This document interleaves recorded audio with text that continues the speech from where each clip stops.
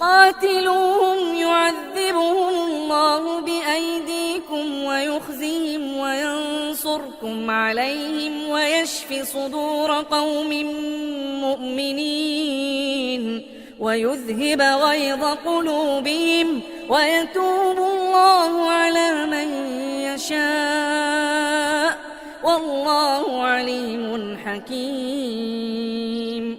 أم حسبتم أن تتركوا ولما يعلم الله الذين جاهدوا منكم ولم يتخذوا من دون الله ولا رسوله ولا المؤمنين وليجة والله خبير بما تعملون.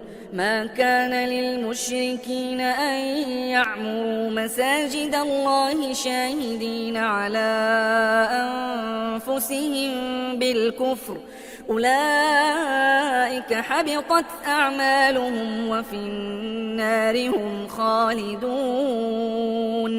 إنما يعمر مساجد الله من آمن بالله واليوم الآخر وأقام الصلاة وآتى الزكاة ولم يخش إلا الله فعسى أولئك أن يكونوا من المهتدين.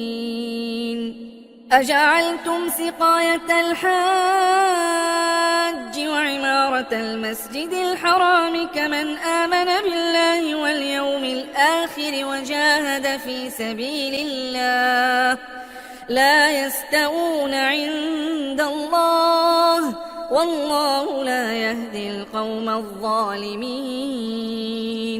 الذين آمنوا وهاجروا وجاهدوا في سبيل الله بأموالهم وأنفسهم أعظم درجة عند الله وأولئك